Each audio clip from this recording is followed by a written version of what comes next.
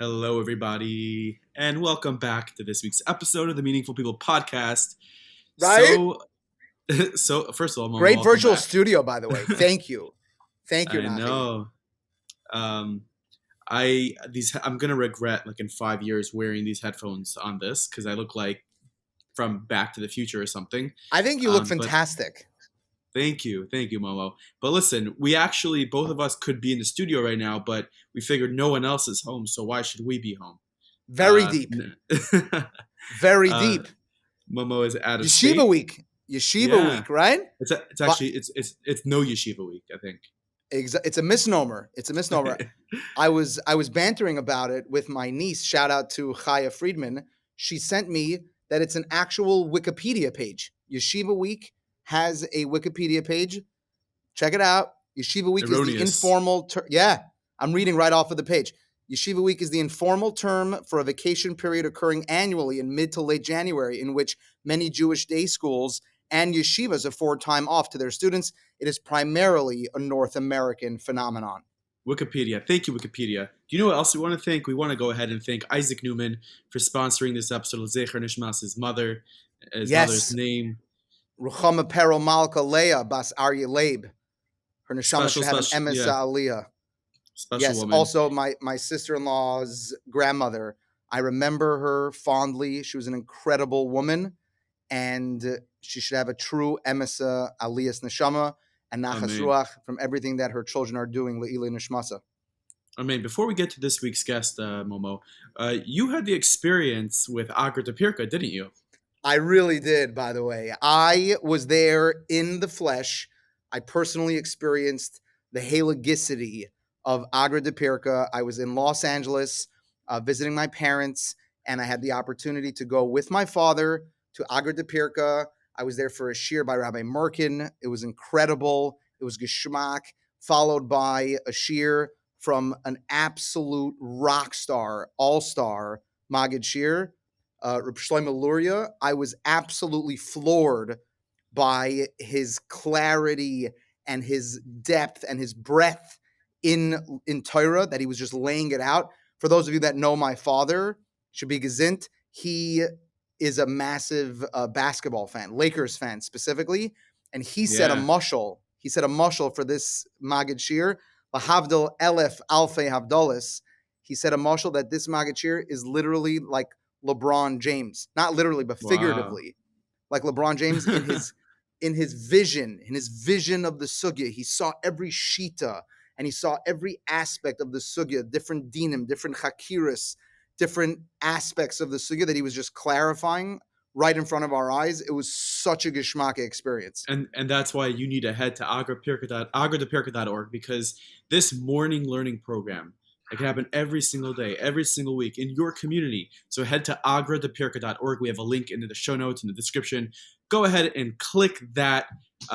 This week's guest, Rabbi Yehuda Kaszirer, all the way from Lakewood, New Jersey. We're titling this episode From the Bais Medrash to the Front Lines of Saving Lives. It's incredible how somebody can have zero formal training on to do the life-saving work that he does and he has done and he continues to do, and to accomplish what he has accomplished. It's really amazing. But you also have a good friend, Moshe Alpert, that you were telling me about, right? Exactly. Moshe Alpert. It's very interesting because what people it's funny that you say that. Yes. Moshe Alpert. You know, I'll tell you something about Moshe Alpert. I've been working with him a little bit. Sometimes, theoretically, you're looking at your bank account and you're like, wait a minute, I made X amount of dollars this month. Why don't I have enough money to make this purchase? Why am I strapped for cash right now? What is going on? Halavai af alle Yidden gesucht. Exactly. Alle Yidden gesucht. You know, Mo, I have no idea. I have no idea half the words you say. I'm feeling the Yiddish today, Nachi. I'm just feeling the Yiddish. I'm in Florida. I'm feeling very tapped into like my old school Jewish roots right now. Very much. And you know what else it is? It's not only if you're like just hanging out with your bank account and not sure what to do. It's taking a proactive approach to your budgeting, to your risk management. Yeah.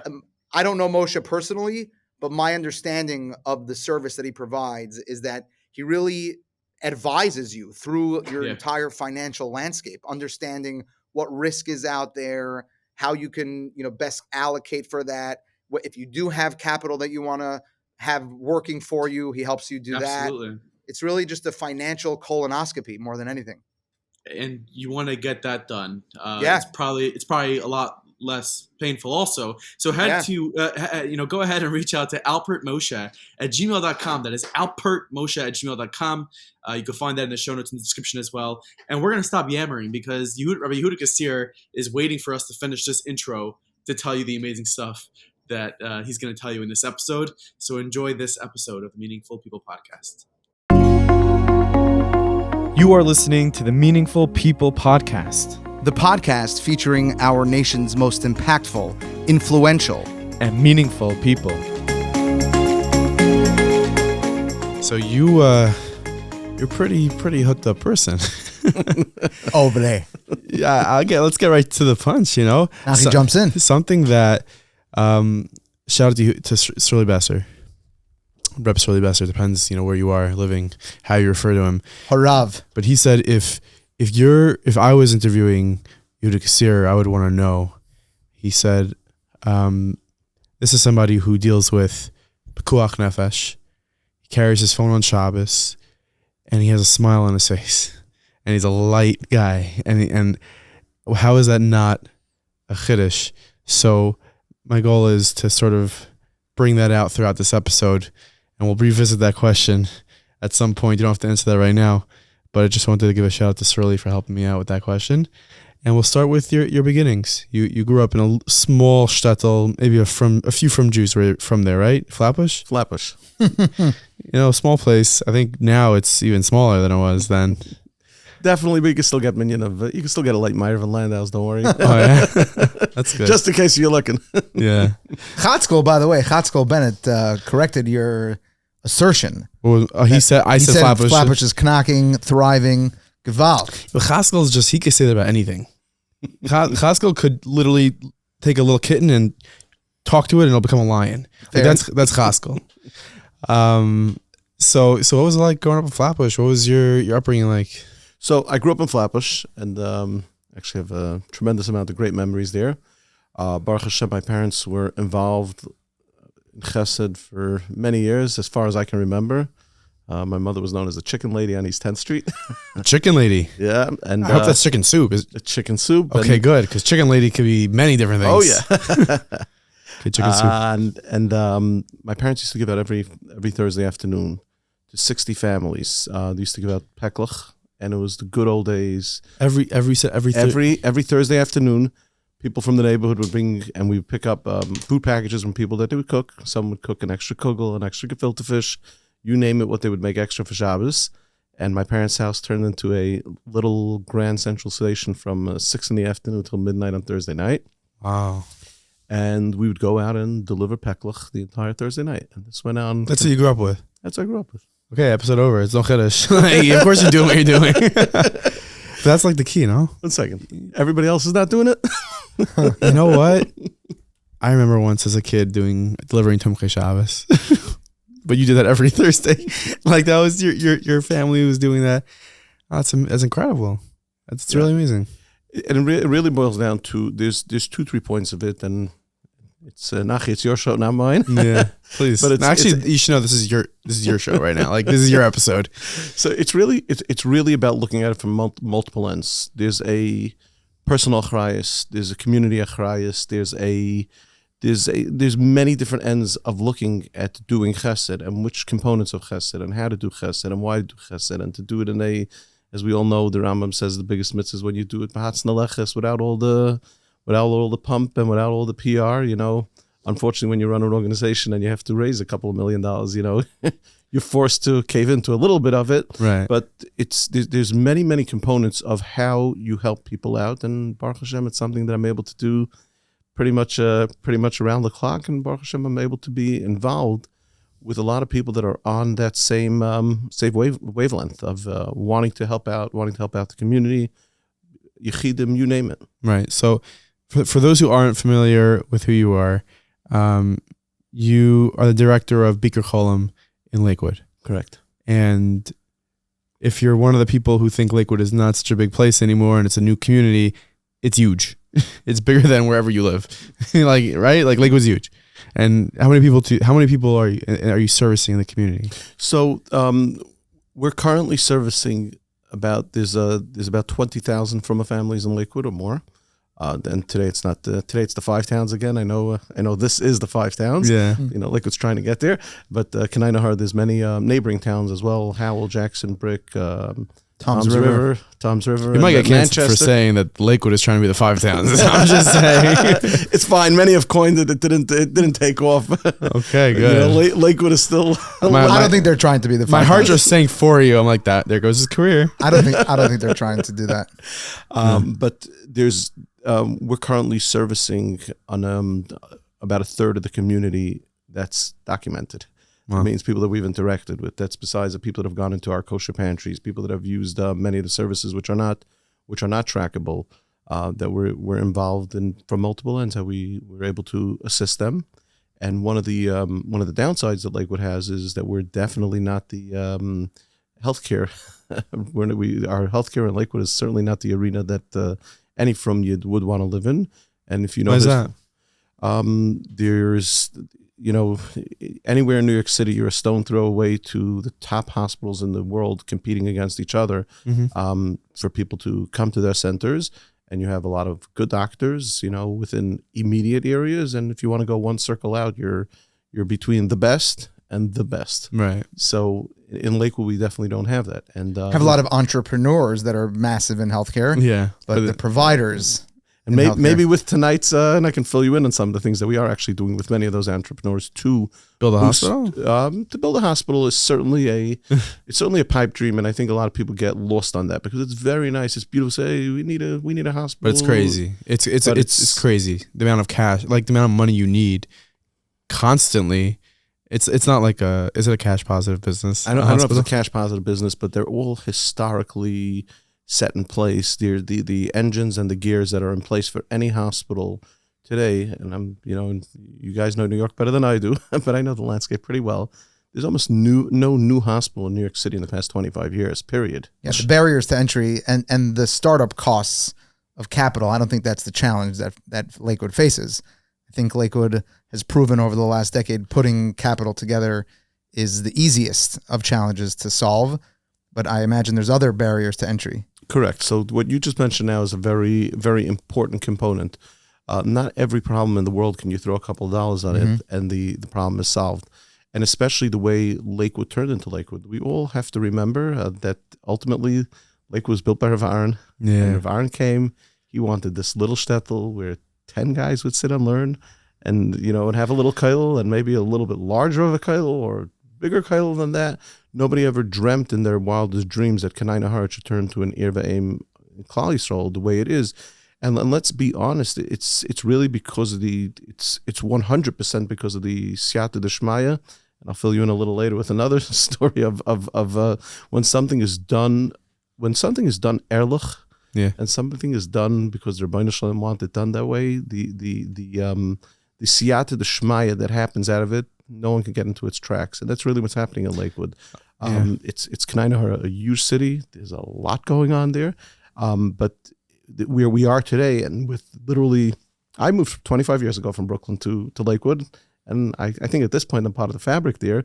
And then you had people 24 years ago and 23 years ago until a year ago that everyone's just meshing into the fabric of the community, but we are missing some key infrastructure that's just not in place. Yeah, because I totally understand that. It's funny you mentioned Dovi Safir from 5 Towns, Zeb Wolfen's grandson, alumni of Darchei Torah, Mishpacha contributor, mayor dinner person. Like, I don't know, he's got a long list, but he wrote a Mishpacha after the Hanukkah edition about Rav Aaron Cutler, and he quoted an article from my grandfather, Reb Nissen Gordon, and my grandfather interviewed Rav Aaron Cutler back in the, I want to say, 60s. And I think they published the article, They right? published the article. It, right? They translated and they published English. it in this Mishpacha pamphlet last week. Fascinating. And my grandfather had I don't know the exact verbiage, but he had said that he can see that this place can take off and be an Ir Torah and have many families because of the way it's situated. So Well, it's just like it definitely is, and you can if you shout out Zaidi if you're listening to this podcast. you can definitely zoom into this. You do the Google Earth of Yeah. Lakewood, and you hit the historical 5 years ago, 10 years ago, and today you get to see a real Yeah, no, 100%. you get to see a big landscape So change. before we get to, and this is an interesting discussion, I'm sure we're going to have many interesting discussions, and maybe by the end of this conversation, we'll start a little hospital here, and we'll get it going, and we'll collect the money from all our viewers. But did you think that your occupation or the thing that you'll be doing is leading an organization like Bikur Cholim Lakewood, or did you say, I'm going to stay on learning, I want to be a rebbi? What was that path for you in the beginning? That's so. First of all, excellent question. Thank you. Head on. I try 10% of the questions I ask, I try to be okay, solid. So very interesting. The one vision I had in life is to do something in the community, giving for the community, giving for the klal, whatever it is. And as you mentioned, I Baruch Hashem was a cheder rebbi for 10 years. No way, that's awesome. It all started off, I was running a day camp in Lakewood when I was a younger man, about 20 years ago. And 3 or 4 summers into it, we were sitting and putting together the bunks, so putting together some of the other important stuff that you have to do 2 days before camp. For 10 years. For 10 years. I taught for 10 years, and just the day before camp starts, the head counselor, a good friend of mine, Rabbi Weber, who's a prominent principal today in Lakewood, he says, Yehuda, I got to talk to you. I said, "What's up?" And I was doing Bikur Cholim already in the afternoon. You were volunteering. I was volunteering. I was a little bit involved.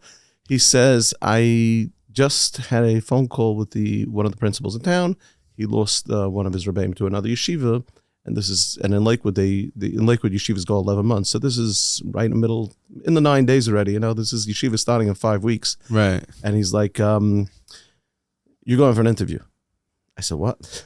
He says, "Yeah." I said, "What do you mean? We're doing bunks now. We're getting ready for camp. We're talking about overnight." It's like, hello, color war. There's important stuff in Klal Yisrael. No one's talking about. Yeah. No one's talking about becoming a rebbi. And sure enough, I made one quick phone call to my father. I said, "Ta, I have an interview in Yeshiva Ktana." I said, "Should I take it?" He says, "You better run on all 4."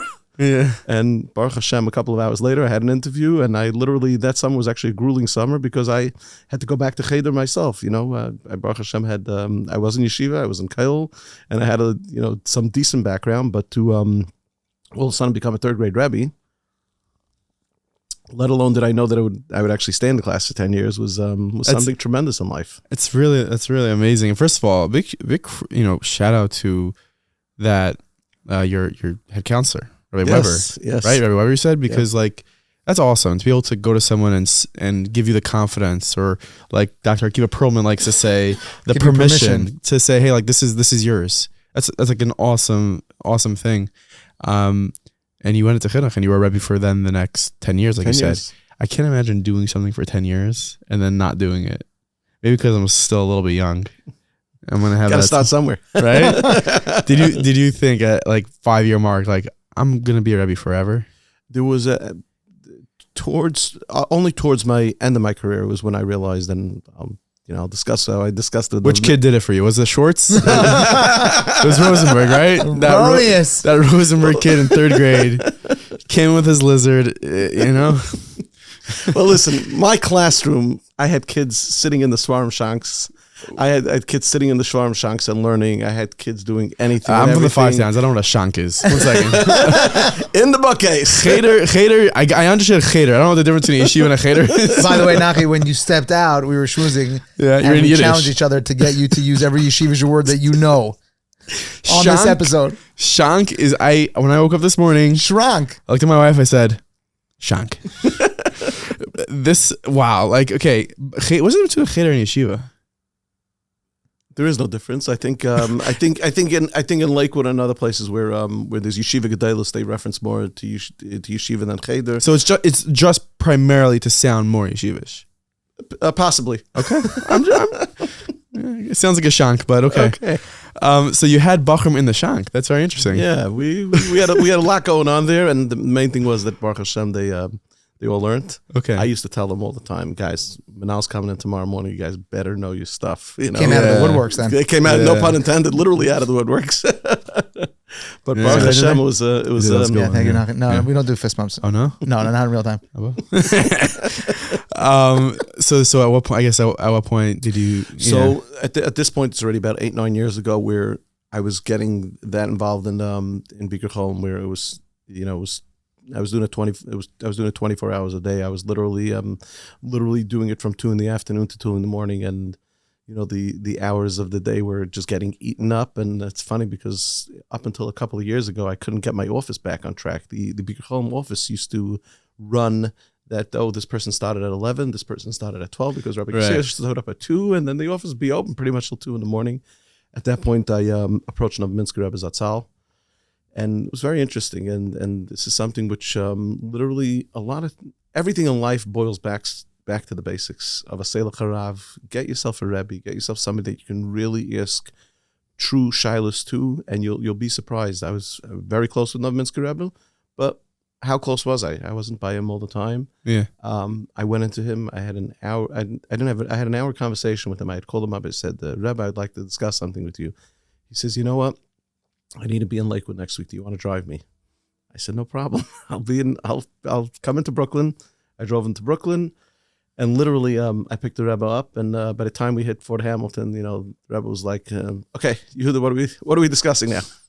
Yeah. And I explained to him what my day looks like then. And he says, I imagine that you're running an 80-20 operation. And I said, what does the Rebbe mean by 80-20? He says, most likely 80% of the place is running on its own, and 20% needs your interaction.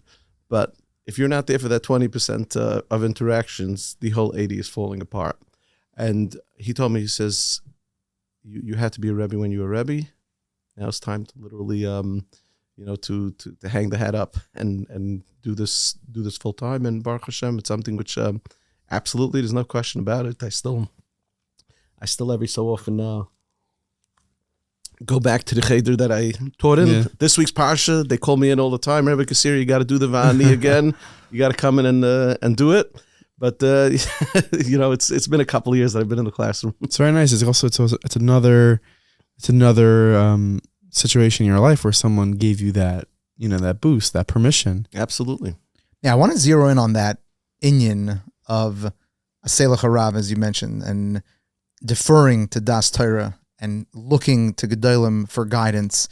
And I think it's important for our listeners and just today's generation in general to know that there are figures in Klal Yisrael, there are people in our lives that have that quality of Das Torah, that deserve that deference, and we don't always have that intimate relationship with them where they know us on a day-to-day basis and we have daily interactions. There are people for that as well, and the Rav of a Shul is an example of that, but there are people like the Novominsker Rebbe that you had, where you had your opportunity, your moment to have some time with them and to be willing to make such a big life decision based on just deferring to Das Torah, based on Selah Harav, based on just surrendering your own ego of knowing that this person doesn't know everything about me, doesn't know my daily life, but I'm still willing to take that leap of faith and advice. Can you elaborate on that a little bit? So first of all, and the way you mention it, I wish I learned Musar every day, and I wish I followed Musar every day. But in life, people really have to realize there's certain moments in life, and we're not here to have a schmooze all night about shticklich Torah, but you have it all across. You have it all. You have by Aaron Akayin says Idu Yala Aaron, that the Torah would say that he went out besimcha to Moshe Rabbeinu. It says he would have gone out betufim mechailus. He would have gone out with a marching band. And what did he do? He just did the right thing. He went out. He greeted his brother with the most amount of pride, with the most amount of encouragement, and that's it. He did, and Rashi tells us he would have gone out with a full marching band. There's moments in life, and what it boils down to is you really need to daven and hope for siyata d'shmaya in your work. It's not an open check that you're you're an askin and you have a badge to do whatever you want to do or how to do it. You really need to live up to a higher level. At the end of the day, you're helping the community. You're helping the people. You need to daven for siyata d'shmaya more than anything else, and you need to try on a daily basis to live up to it. Yeah, I think everyone, I don't know, I can't speak for everyone, but for me at least, there's a situation in my life where I felt one way about something, and I called up my rebbi, and he said the other way, and I was like, okay, like, why? He's like, we'll discuss it, but just for this, go this way for now.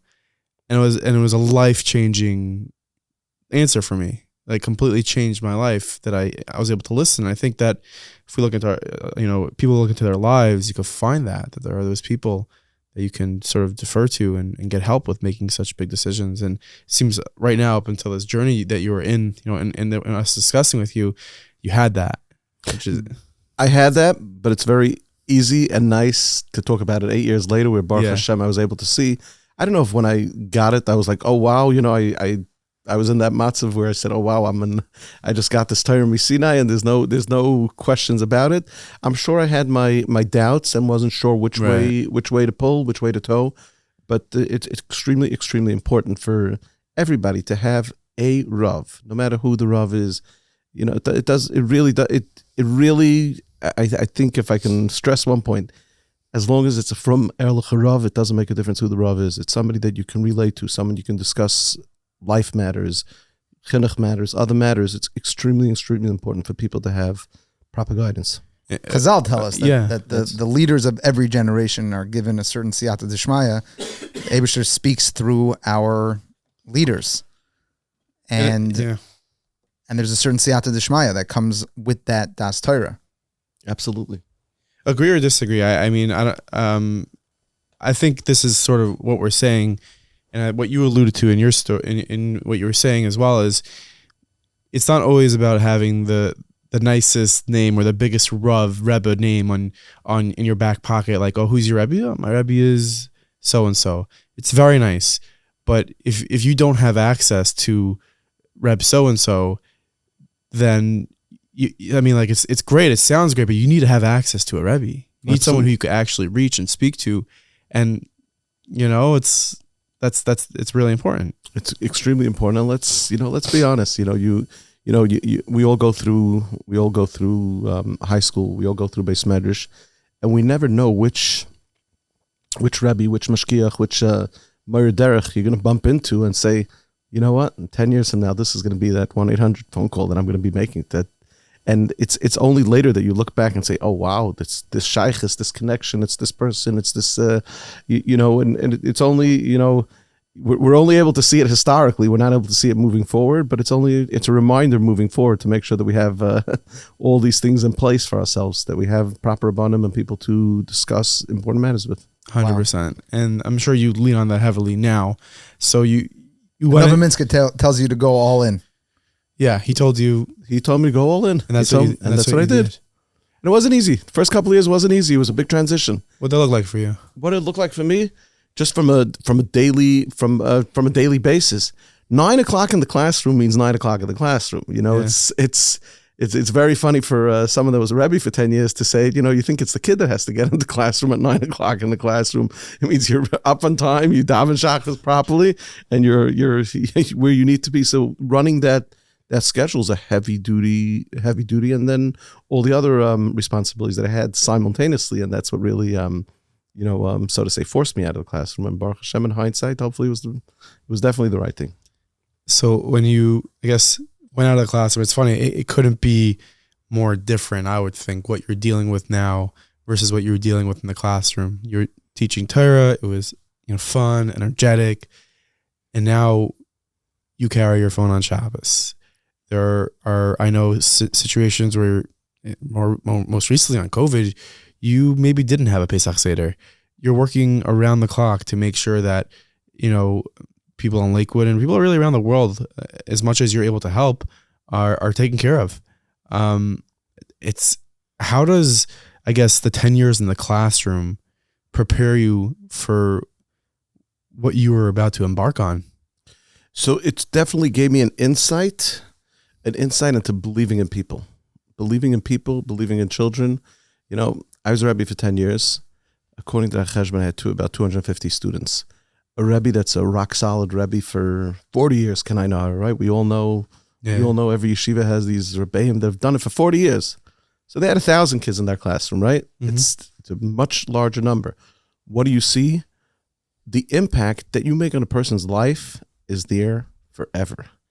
And when you're dealing, and it's the hardest thing to do, and it's a lot easier said than done, when you're dealing with the klal and you need to take care of every yachid, it's so important to toe that line. The one thing the classroom taught me is that you're going to save that child's life. You're going to save this person, or it's not just saving it, and we'll get to that soon. But if you're going to make a difference or an impact in that person's life, you're making a difference in Dairis. You're making a difference in that child. You're making a difference in that child's family. And when you deal with every yachid that way, you appreciate that the yachid is part of the rabbim. You know, you asked me before, like, how do I run around with a smile on my face? It's a nice smile also, but we get to see some of the most gruesome situations that people never have to deal with. You know, I just dealt with a woman that called me up on Sunday morning, 2.5 weeks ago, Erev Hanukkah. Oh, Rabbi Kaszirer, can you help me out? I need to get my husband talis and tefillin to Sloan. And I'm like, no problem. I'll see if we get one of the volunteers, or someone's going up to the city. It's not a problem. I'll get you. I'll get the talis and tefillin out there. We'll make sure he gets it. She's thrilled. And then I say to myself, what? This is a 33-year-old man who we're dealing with for quite a while. Cancer patient that was doing great. He was in remission for 5 years. Nothing was wrong with him. The guy was working, learning, doing all the right things. This guy's whole Hanukkah went, whoops, upside down, right? Which kid wasn't busy all Sunday morning before Hanukkah, okay, with the menorahs and the this and the that? Yeah, party, no party. You get to see, unfortunately, how there are so many people that are dealing with real life issues. And if we can make a difference in their life, and that's what it really boils down to. You know, Ramat Salman, who should be gesinnt and stark, years ago was once by a chasna in Lakewood. We were dealing with an elderly woman who was a cancer patient. This woman had an older daughter, and she finally got engaged at about 25, 30 years old. And the story must be going back about 15, 16 years ago, and I had just gotten involved in Bikur Cholim. So we arranged for this woman to come for the chasana, and we arranged for a nurse to be there, and we brought a recliner in and the wheelchair van. We set this lady up at a chasana, and Ramat Salman was very involved in the family. And he said, I'm going to do something that they do in England, which they don't usually do in the States, where they give drushes in the middle of chasanas. And Ramat took out the mic, and he said over the Rashi from 2 weeks ago, how when Yosef went down to Mitzrayim, Hashem made sure that even on the road down to Mitzrayim, that he had everything taken care of for him. And it really, and the point of that Rashi, or the point that the Mashgiach was bringing out, was really how just because a person has to get a blow doesn't mean that blow has to be that hard. It was a very sad story. This woman was nifter a week later, and he said, this chasana, that's what he said. He said, this chasana is Hashem showing that even if a person's getting a blow, it doesn't be that hard. If we can help out families, patients, in so many different ways where we lighten the blow. Unfortunately, it's Kaszirer min hashamayim, you know, and we all deal with it and see it. But it's our responsibility to lighten the blow. Chaim Shmulevitz teaches that it's the kiss that the Eberster gave Yosef on the way down, that it smelled good. Yeah. We'll be right back to this episode of the Meaningful Right People back. podcast. But Right you know back. what's Much harder. It's so much harder to do the right back in the virtual studio, by the way. I know. It's like you're like a second because the I delay, know. right? Like In the so- studio in person, I get to just like lean in on your shoulder and you know it's coming. Exactly. I feel the breath. Yeah. Right back. But you know what's super important, almost as important as the work that Rabbi Yehuda Kaszirer does, is Title. title. Interesting. Oh, wow. Title. I knew what you wanted me to say, I knew what you wanted me to say. Momo, I didn't even know what I wanted to say, and I just like. But title is super You important. went. and You the know where only- you went. You know where you went. Where'd I go? You went to infinity and beyond. That's where you went. But our listeners, when they need title, are going to go to Infinity Land Services because Exactly. Infinity Land Services take them to infinity and beyond. And if To you think infinity and beyond. and Land Services, Exactly. that's the ad. And I don't know if you hear what I'm hearing right now. Oh, I hear it in the background. Yeah, my daughter is playing a Yiddish toy we have. That's great. I don't know why we have a Yiddish toy. Shout out to the grandparents. Just work from Appreciate home. you.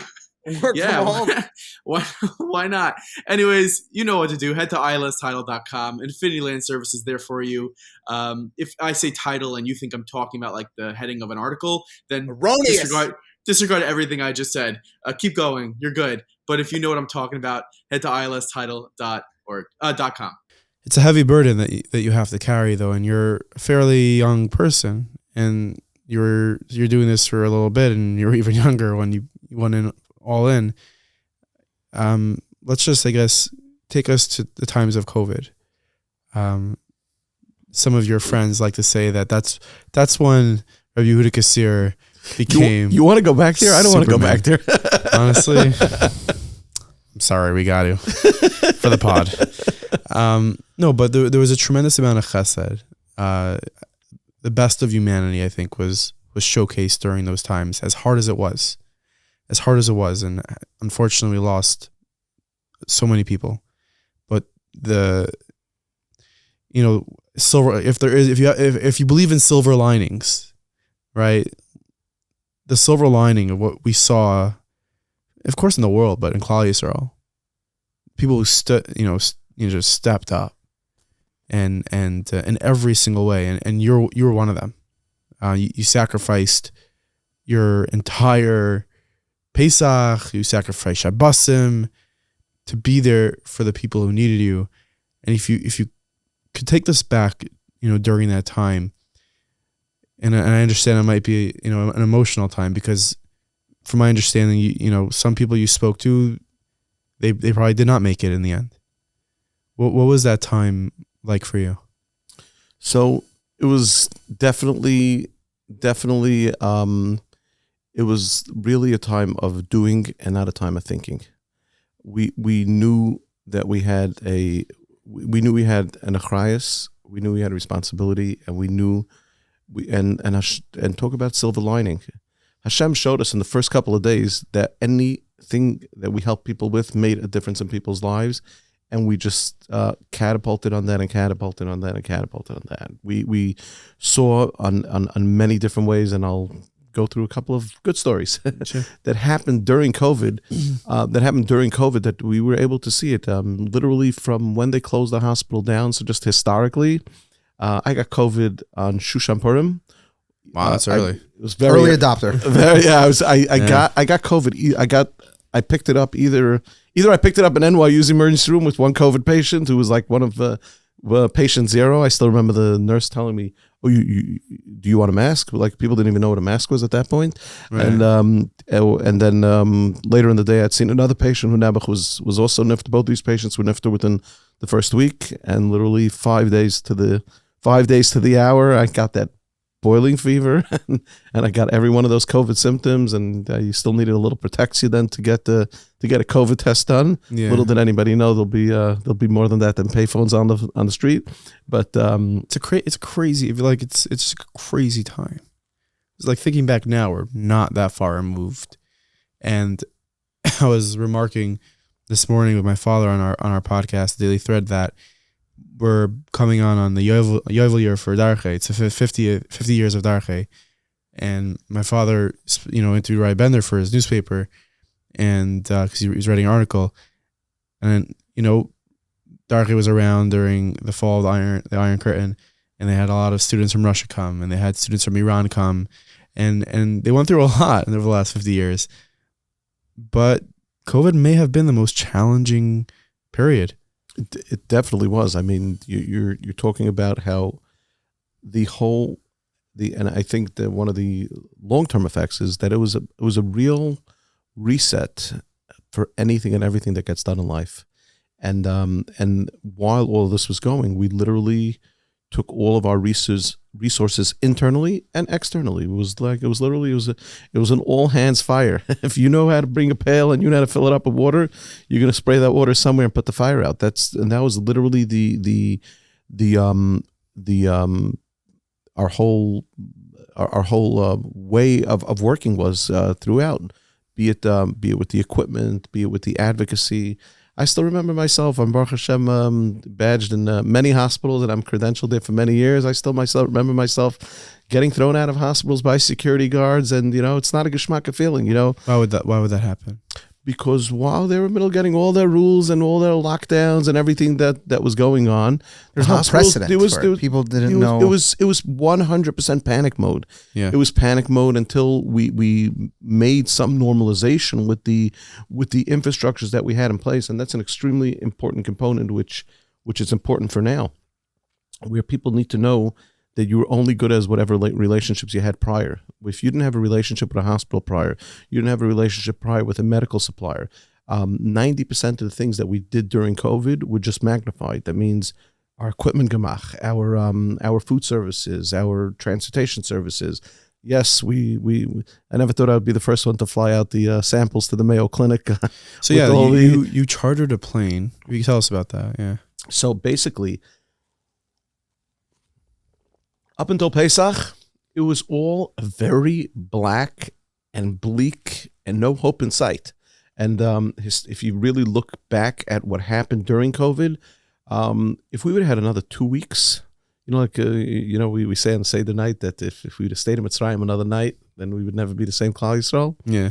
I can fairly say if we would have had that uptick of COVID for another 2 weeks, we would have no healthcare system left in place. Wow. There's no question about it. What do you think? It would have just collapsed? It would have collapsed. That's not anecdotal speculation. That's from someone who's you're in the trenches. Yes. Yeah. You're saying the healthcare system would have completely collapsed. The healthcare system would have collapsed. And what's the next step after that? Baruch Hashem, we didn't have to find out. I mean, it's not like it's looking great today, but we caught back. Yeah. Meaning it was at a point where you're talking about every single emergency department across the country was overloaded, overbooked, understaffed, undersupplied, and they just weren't handling it. And that's when we started a lot of good things were born out of it. Our Health at Home program was literally born out of that situation, where we went and we started caring for patients in their houses, the ones, in a very safe environment, in a very structured environment during that period, because we were at a point where we have a very famous story where it was the Thursday night before Pesach, and there were 4 families in Lakewood, New Jersey that got phone calls from the hospital that we're giving your loved ones about another 72 hours on the respirator. We can't hold up the ICU. We can't hold up the beds. And they got these phone calls, and we knew how bad these patients were. They were all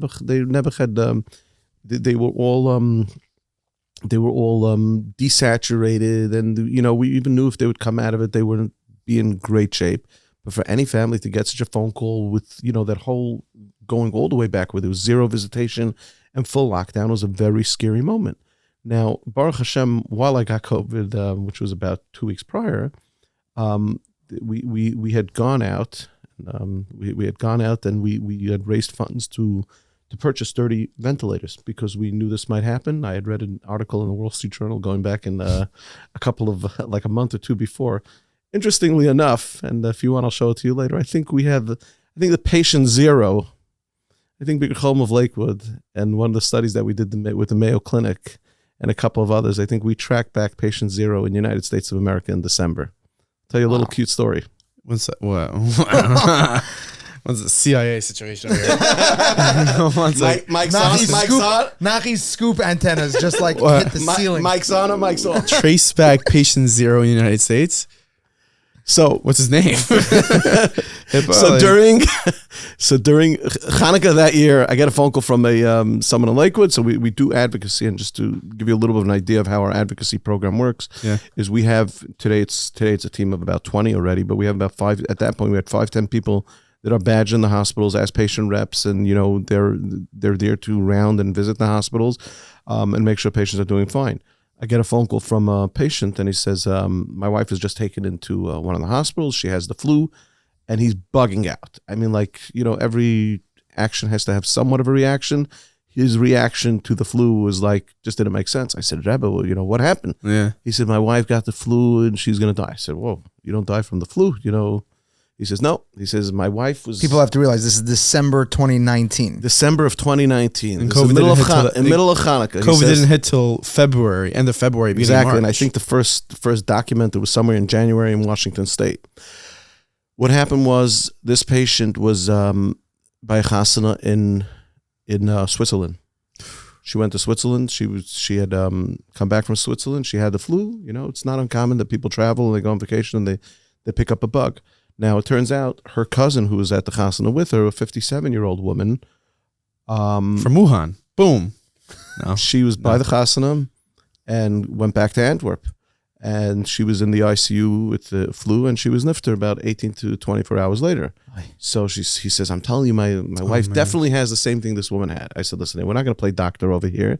And, just because your wife had fever, there's many illnesses that cause the fever, not just the flu. And it's a regular case of the flu, and we had 7 doctors look at it, and everybody said she'll be fine, and they gave her antibiotics, and she did pretty well.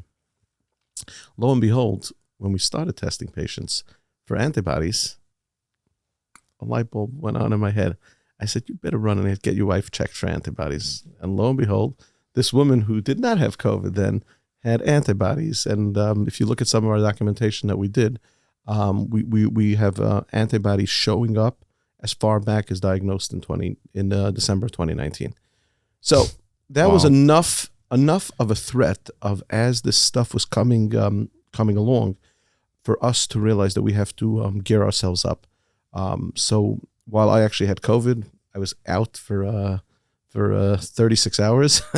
I even at one point, which I almost never did, I turned off my phone for 8 hours. I had some of my teenagers answer the phone for me, but there was one point like of 8 hours where it didn't make a difference. I was literally in bed, soaking through everything that I was wearing. And my wife wakes you up and she says, this and this guy from the office on the phone. I said, I call him up and he says, okay, Yehuda, there's $250,000 in the accounts for the respirators. There's no way for me to release the money without you talking to the bank first. I said, I don't know what you're talking about. The last I checked, there definitely isn't the $250,000 in our accounts. Lo and behold, the people that I'm the Bikur Cholim board and some of the others really got together over those 36 hours, and they collected. They had raised to purchase respirators. Because we went hospitals were telling we would get it. Hospital telling patients you're going to need to bring your own respirator. Right now, it sounds like third world country, or it sounds like out of a storybook. Thursday night before Pesach, we got a phone call, and these 4 families got phone calls that we're taking your loved ones off respirators. Mm-hmm. We had a going back to talking to Rabbanim and talking to a Rav and talking to Das Torah, we were stuck. We could have dodged a bullet, or we could looked at the bullet in the face, and that's what we did. We could have told the hospital, listen here, you're a hospital, you're an administration, fight it out with every patient, tear each other's hair out. And unfortunately, what's going to happen if you take that, unfortunately, only the loudest will win. And here you're talking about lives. You're not talking about somebody that wants like spots in a yeshivah or something. Exactly. It's not like getting the window seat on the flight. It's right. Like it's a difference in life and death. And we got on the phone with Das Torah. We got on the phone with our Rabbanim, Simcha Ben Cohen, the Square Dine in Lakewood, and we had a conference call with the hospital administration, with our Rabbanim, and with everybody. And we said, listen, as far as we know, you had reached out to the hospital, you had reached out to these patients. What can we do? Is there anything can be done? So the hospital was very straight up with us, and they said, we're low on respirators. So we said, no problem. We'll deliver you respirators. We have no reason to keep the respirators in Bikur Cholim's warehouse. We're not hooking up people on vents. And this is why you bought them. This is exactly what we bought them for.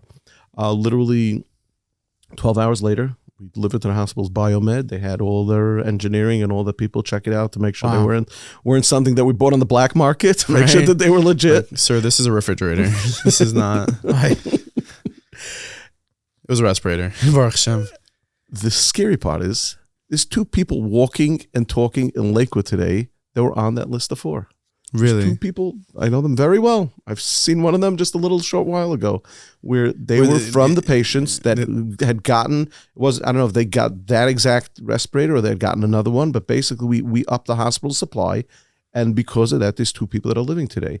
Now, the olam mole of being involved in something like that is beyond. You really making a difference in people's lives, forever. Like literally. I mean, it's really incredible. And, we know, but also here in the 5 towns, there's a lot of, the place where you just died, Marav Shayashav, was turned into sort of, they got that place ready in case the healthcare system did collapse. Almost collapse, like I'm talking about. Yeah, it wasn't such a, and while they were ready. Fortunately they're prepared if unfortunately that were to happen. Correct.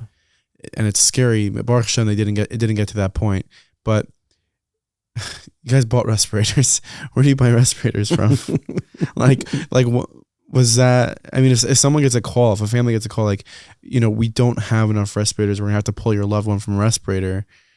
The average family that isn't maybe connected to Klal Yisrael, they're just like, okay, they're not thinking, well, let me just buy you the equipment. So for starters, for everyone out there, Klal Yisrael got you covered. Everybody should know that. No Mika matter where, Yisrael. Mika Am Yisrael in the biggest way. Put that Wherever on a you bumper are, magnet, yeah. wherever you are, Klal Yisrael has you covered. From organizations to Chabad houses to you name it. To Klal Yisrael is a tremendous, resourceful nation, and it's because of Ein Mein Ani Li Mili. If we don't get our act together for ourselves, no one's going to do it, and we have to do it. We have an achrayus for ourselves. And it's an achrayus, Of course, every one of these stories are amazing stories, and they're wow stories, and of course, it gives us chizuk. But the daily grind, or the after COVIDs, or all the other things that come up, where we need to make sure that we're taking care of our people, is literally a daily achrayus that we have. Well, to your point right now, the ability for you and the Rabbanim to be able to get on the phone with the administrators of the hospital is a result of the daily grind. It's the result of building those relationships now to where anything could happen, but you're known in that hospital. You have a story about, I think, the very beginning where you, the young rabbi, called a code blue in a hospital. Can you tell us about that? So there I was, and this is even before I was a rebbi. I was doing Bikur Cholim in the afternoon. I must have been stocking a pantry, and a pantry in the hospital. And I got a phone call from one of the Atzalim members, and he says, "Yehuda, by any chance are you in the hospital? I know you recently got involved." I said, "Yeah, I'm actually stocking the pantries now. How can I help you?" He says, "Oh, we're a couple blocks away, but we have a woman that's in cardiac arrest, and we would like, could you go down and meet us in the hospital?" So there I was. I took out my fresh new ID card, and I walked into the hospital, and I said, I probably wanted to bury myself, walking in. I said, I'm a Rabbi Kaszirer, and Hatzalah has a cardiac arrest coming in. And the nurse didn't know anything different. She had no idea who I was. She just hit the good old days. She slammed that code blue, and the whole hospital started ringing, started ringing. And sure enough, the doctors come out of the woodworks, the respiratory therapists, the anesthesiologists, they're all waiting there, and they're like, where's the patient? And someone says, patient's not here yet. And they're like, who called the code? They said the rabbi did. So somebody said, since when does the rabbi call a code? So one of the nurses turns around. She says, I don't know if the rabbi is supposed to call a code or not, but if the rabbi called a code, you better be here when the patient shows up. This story was about 18, 19 years ago, pre-paramedics in Lakewood in those days. This woman came in. The guys are still doing CPR. They shocked the woman in the emergency room 5 times within the first minute, and the woman walked out 3 days later. Wow. And what it boils down to is there's situations in life where you need to step up to the plate. You need to daven for siyata d'shmaya. Don't be embarrassed. You got to do what's right. You got to do what's right, even if it's embarrassing. And even if you as long as you're doing the right thing, you get a tremendous amount of siyata d'shmaya. These, like I said, these are the stories that keep us going. But there's many on a smaller scale, yeah. Many on a smaller scale, and what it really boils down to is the daily grind of making sure to keep up the relationships. You know what else I take out from that story? Make sure to stock the pantries. Oh, you never know whose life you're going to save. Yeah, right. That's very interesting. I thought that Saul guy was calling you like, you stocking the pantry. He's like, any brownie bars left? Yeah, but there was a story. Shout out to the Reisman family for the brownie bars. Yeah, Reisman's. My close friend Chaim German just made a bar mitzvah in Lakewood. Okay. He used to have full stock of his grandfather's Reisman's brownie bars, cookies out in L.A. Full stock. Oh, you're an out of towner. Like brownie bars are like the. It was a whole thing to have it then. It's amazing, isn't it? An unlimited supply of brownie bars? You don't have to live in LA to be excited about that. Afikomen, no? You know what's also very cool? Raskins? The fish. The herring? I don't know. I was in the city the other day, literally like Times Square. That Jewish guy's face just like rolling through. I'm like, that guy's a legend. Is he still alive? Do we know? Do you know? I believe he is, but I'm not sure. You know, is he patient zero? No? Like, do you know? Gotta squeeze information out of this guy. Rabbi T.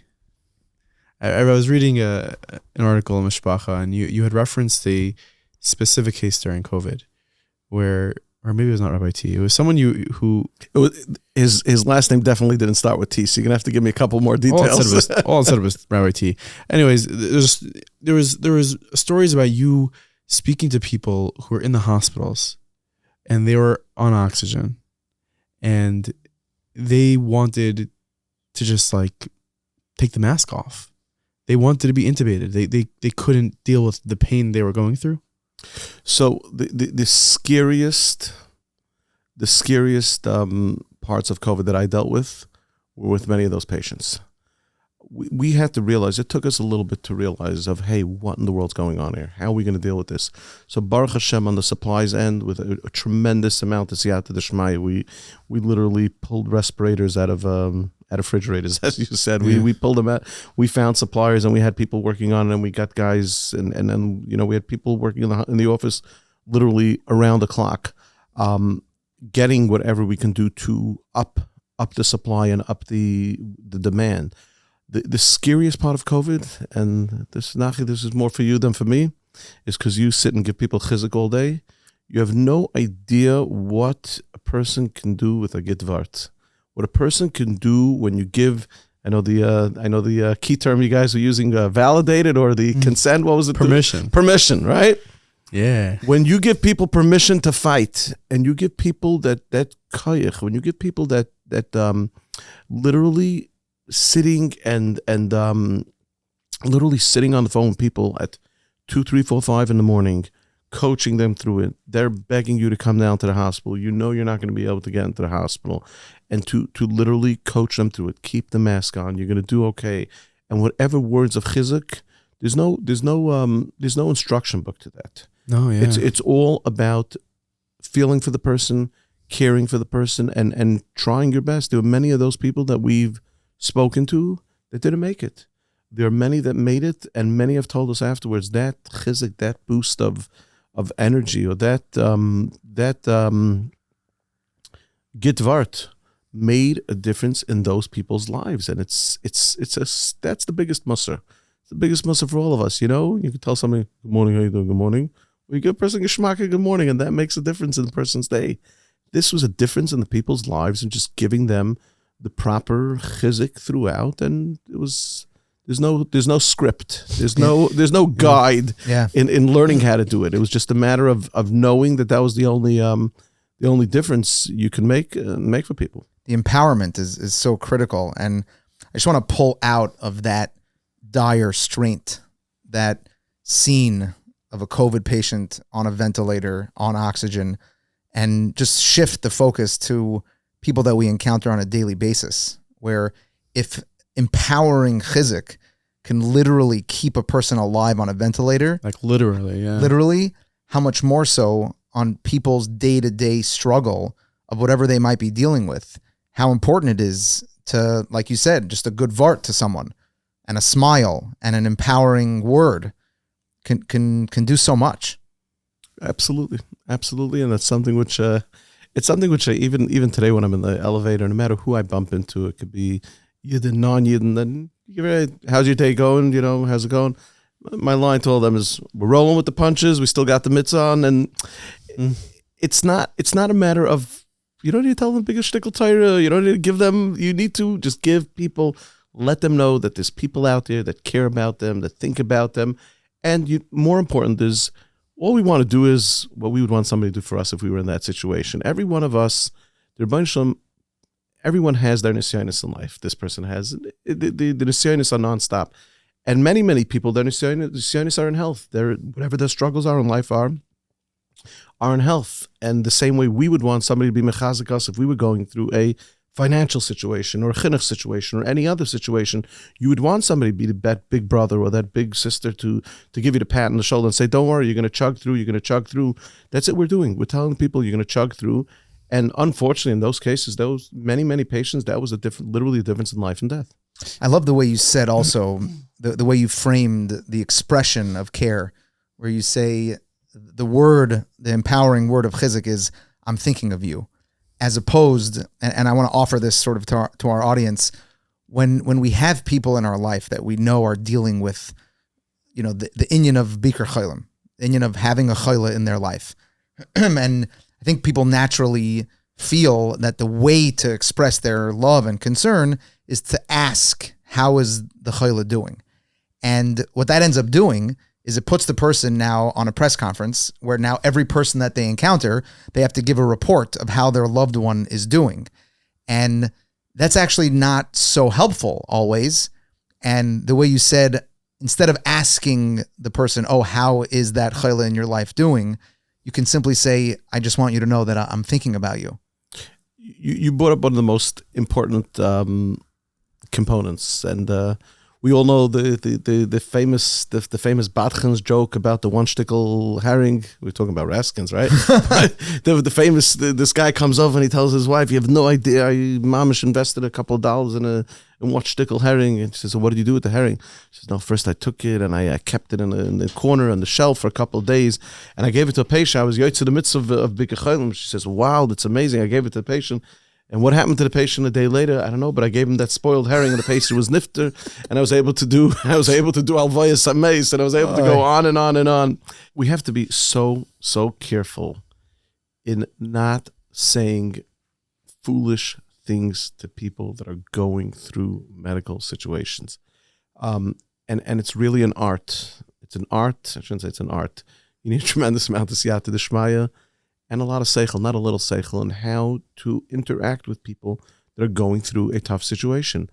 Ultimately, patient privacy is patient privacy. And if somebody's not interested in talking with their coworker that my husband or my wife got chemo yesterday, or I'm dealing with this and this situation, or I'm being flown out to here, I'm going, or whatever is going on, a person needs to know that you get a lot more schar on being quiet than over being involved in these cases. And it's something which is something we all need to be reminded on a consistent basis. You had mentioned that there's no handbook for some of the things that you were going through during COVID, but there was no formal training that you were able to really receive for doing what you're doing. How does someone like you go from being in yeshiva, kollel, a rebbi for 10 years to saving lives? Like it's kind of like, you didn't go to medical school, yet you have access to the top medical doctors in the entire country. You didn't go to business school, yet you're raising millions of dollars and you're buying ventilators. You're buying ventilators, and you're chartering planes and sending samples to the Mayo Clinic. And these are some things that probably the smartest businessmen in the world may not accomplish. And you accomplished it. So they'll accomplish it, but they'll get it done in 6 months. And you accomplished it in 12 hours. So that is the difference. So I have one question. How? Siyata d'shmaya. There's no question about it. It's siyata d'shmaya, and it's really... and you spoke about the Mishpacha article. Yeah. It's about working out of your comfort zone. We all have a comfort zone. Some of us talk about it. Some of us don't talk about it. We have our We have our daily lives. We have our community. We have our friends. We have our family. We all have our places where we feel okay, right? We're all okay sitting on a couch, and in public, maybe we won't sit, on a couch, right? You have places where you're more comfortable and you're less comfortable. It's about when we saw the need, we really took Bikur Cholim, which is a multifaceted organization, and we put every one of those services to its limits. And then we found out the limits were just the beginning. Talk about Health at Home. Health at Home was a very small program that we had in Bikur Cholim pre-COVID. We had about 5-10 nurses that were on a WhatsApp chat, and they would go out and draw blood for some cancer patients in order for them not to go into the hospital. We had 1 or 2 contracts with mobile x-ray companies that we had cancer patients or the alike or special needs children that couldn't go out, that we would help them out with these mobile x-rays. We had it. There was a very tiny component to our medical department in Bikur Cholim. It was part of our gemach, and, it was very nice. What we realized as COVID began is that everything that we have in place, we have to up to no end. That means and we also had the opportunity of really transforming some of our departments. Our hospitality department has about 150 beds across the country where we house people. Mr. David Lichtenstein from Muncie, we run his Friendship House Network from the Bikur Cholim office. Unfortunately, there was no visitation. All those houses got closed down. They were shuttered during COVID, but all the staff that was involved, we flipped them right over, and you get involved in the kitchen, you get involved in transportation, you get involved in other parts of the organization. We took people that knew those those departments and know-how, and we put them to no end. So, doing blood draws on a total of maybe 100 patients a year was pre-COVID days. Here we did 1,500 blood draws in one 6-hour window, and had to get it out. And I can show you later some of the pictures of what was going on that night, where we had to sort and batch and refrigerate and you name it. We were becoming experts in the field. We were, so to say, writing the script as we were going along of how we made it happen. But while this was all going on, and when we saw the Siyata D'Shmaya, we literally the whole Mayo Clinic and started off on a Shabbos afternoon on a phone call, where we did a drive the next day where we tested 1,500 people for antibodies, and we got to the Mayo on a Monday morning when they thought we would get there at the end of the week. The nicest part about it was that by the time we got back into Lakewood, we started getting ready emails from them with results of the antibodies, and we're like, what?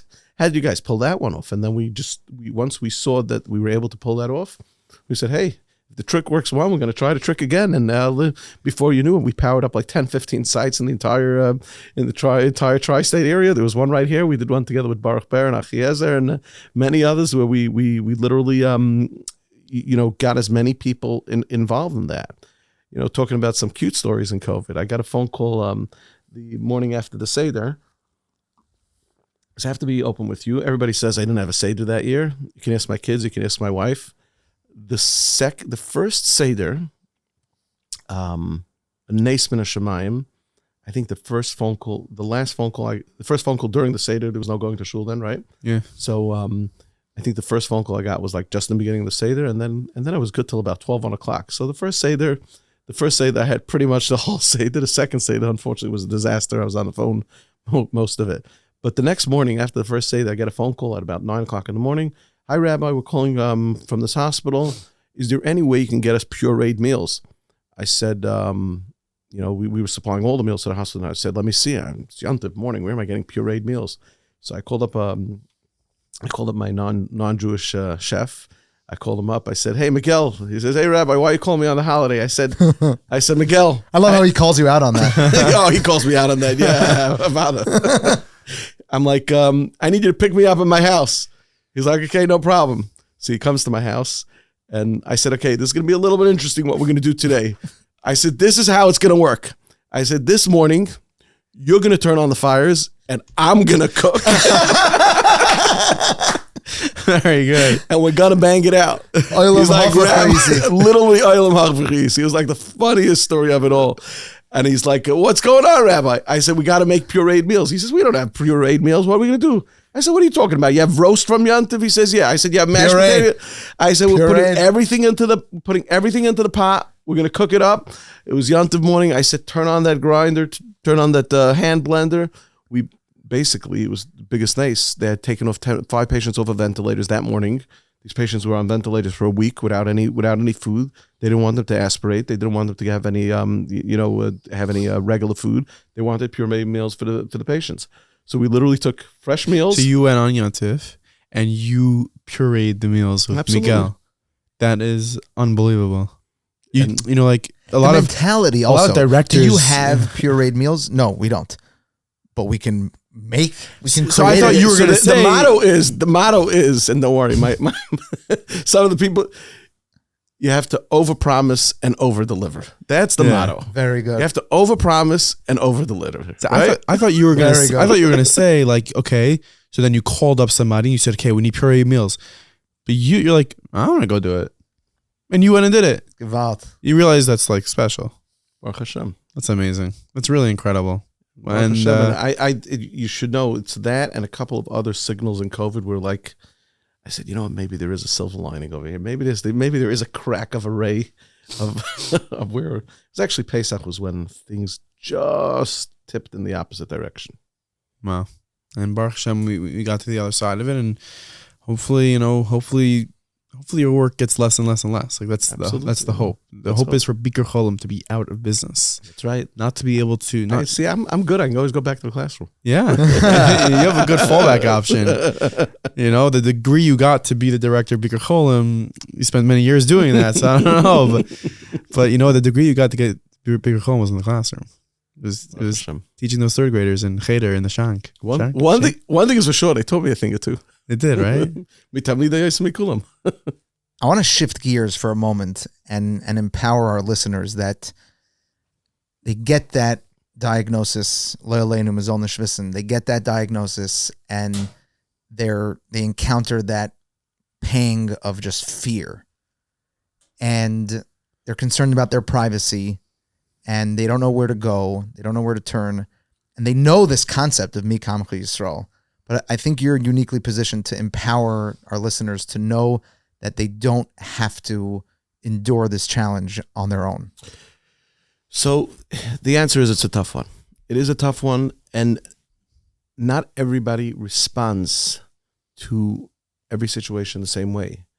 But the one thing that every patient out there has to know, or every person has to know, is that we have so many resources in Klal Yisrael that people should properly tap into.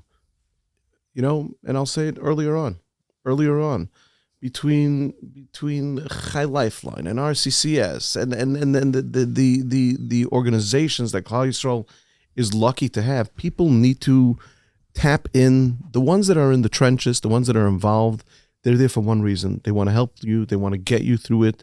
We're living in a day where of course, COVID was a little bit of a, curveball.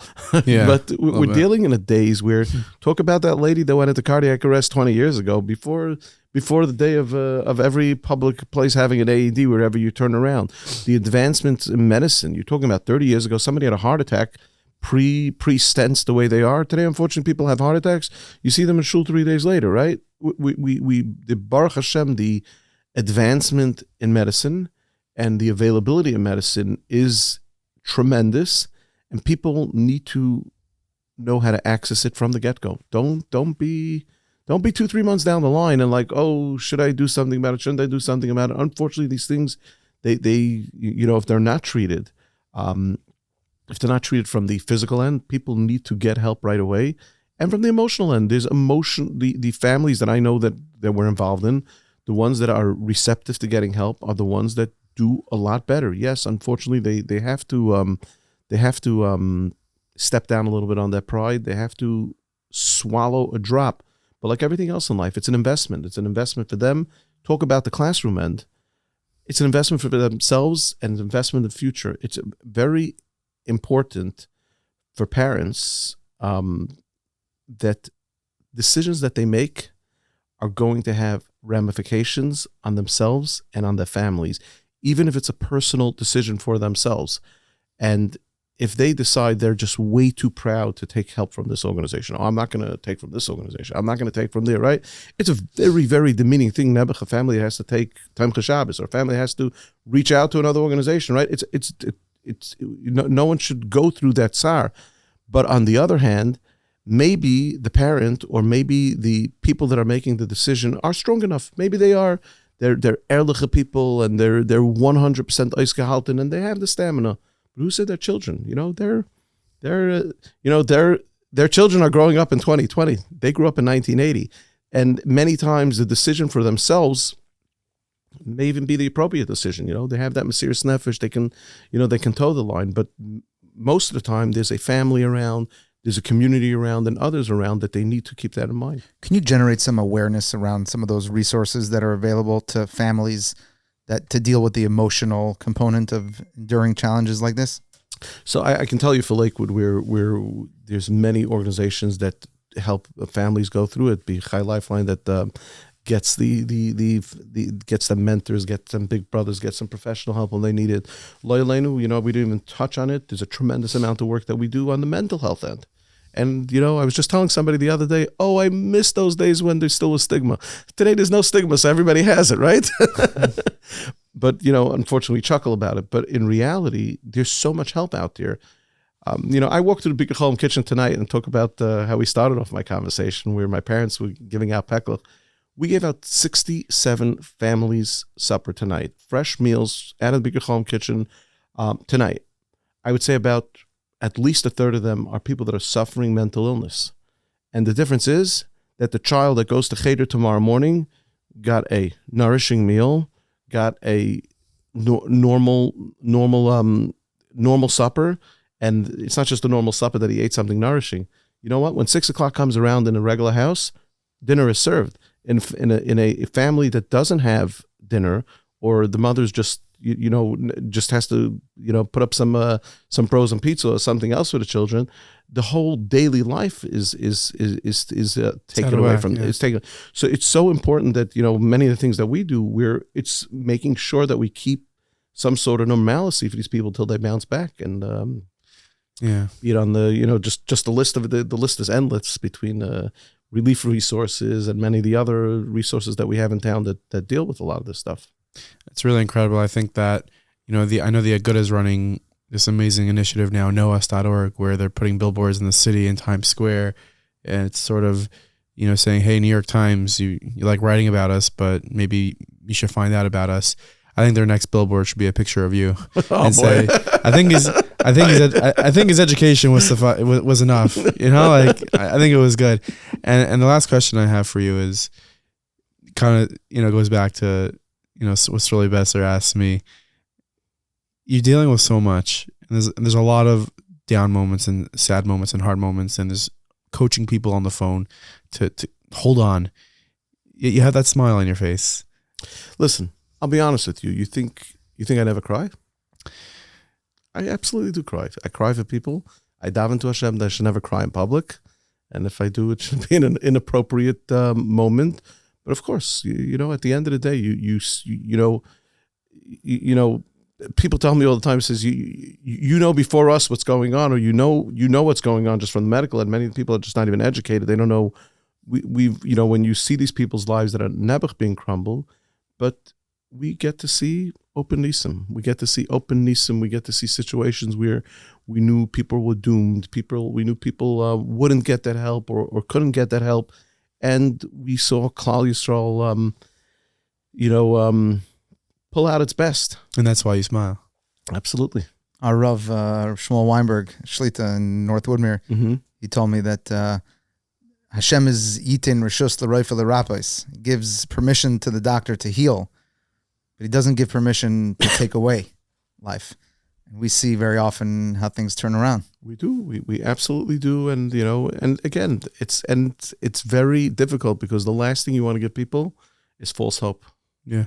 And, I was dealing with a situation last week, a very, very grim situation, and we don't know how the situation is going to end. And the person is like, what do? I said, you know why we still cry in Yerushalayim? I said, the reason why we still cry in Yerushalayim is because we know we're going to still get it back one day. If it was a lost cause or a lost case, we wouldn't talk about it. It wouldn't be important to us. Right.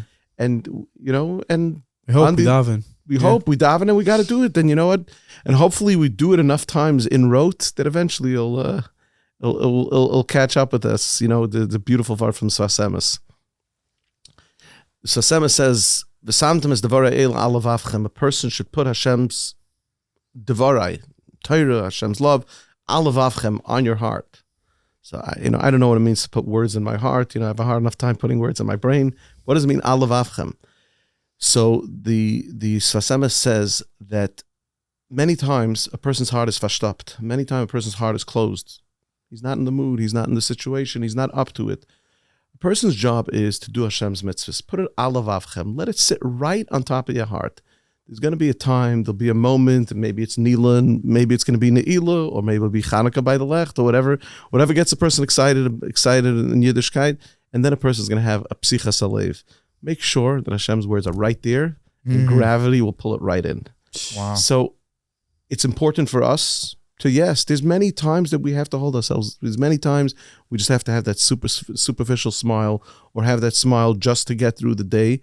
But hopefully you do it long enough. Exercise. Put it on the heart. What exercise? Prevails, and it. Keep that superficial smile so you can endure a supernatural experience. Amen. Rev Yehuda Kaszirer, I really appreciate you coming in all the way from Lakewood, Erkadesh. Shout out to all the Lakewood people. Just want to say shout out to you, because I know you meet a lot of you listening to this one. I love you. Thank you so much. Gewaldig, and the muster to you is you better keep on doing your work. Yeah, I want to give people chizuk, give people that you never know which clip a person's listening to or hearing it when they're just about to go into a bad situation. It gives them that push, gives them that kayach to chug along. Amazing. Thank you. Thank you so much. Thank you. Thank you so much for listening to that episode of the Meaningful People podcast. What a chill. What an awesome time spending it with Rabbi Yehuda Kaszirer. Moma, what do you think? I think it's a gewalt. I think it's amazing what he's doing. I think you just experienced a discussion with someone who identified his tchunas hanefesh. He found his strength. Like, I feel like he was listening to Chatzkel Bennett back in the day. And what is it that I could do for Klal Yisrael? And he heeded that call of his neshama. He knew that he has it in him. And gewalt, like, he just unleashed an incredible beast within him. It's unbelievable, and it's just amazing. It's amazing. You never know where you'll end up in life. So just keep plugging away every single day. Keep sharpening your skills, your knowledge, and God willing, you'll have the opportunity to use them in a very real way, the way that Rabbi Yehuda Kaszirer is using them. Yeah, keep doing that. Keep stocking the brownie bars, the Reisman brownie bars. Yeah, the Bikur Cholim room. Yeah, of course. People use them. People use them. Yeah. And people love it. People say good things about it. That's true. Anyways, everybody, we'll be back with you next week for another episode of the Meaningful People podcast. And I want to let you know that if you leave a review, Momo is going to do an entire episode with no glasses on. Interesting. With no glasses on. Nah, you didn't even run that by me prior. Is that a good idea? Should we do that? Listen, I'm open to it. Okay, he's open to it. So you leave a review. If we get over 10 reviews after this episode, Momo is going next episode, no glasses. Yeah, I may or may not wear contact lenses. Hey, listen. As long as there's no big white frames, we're good. You got it. That's all we got. Hope everyone has a safe travel home from their vacation. We'll see you guys next week. Or if you're home, enjoy the staycation. Because staying home is awesome too, everyone. Like me. Exactly. Exactly. I'm serious about it. Let's take a minute on that. Yeah. Let's take a minute on that. People feel a lot of pressure to go away, and where's everyone going? And there's this family called the Joneses that everyone seems to be keeping up with. And let's just normalize not doing that. Not everyone goes away, and it's awesome to stay home, and it's awesome to enjoy where you are. And if you're away, good for you. But let's not make it you have to go away. Good for it. Yeah, everybody do you. Everybody do your thing. And Klal Yisrael rocks. Enjoy your family. Enjoy your vacation wherever you are. Peace out, everybody.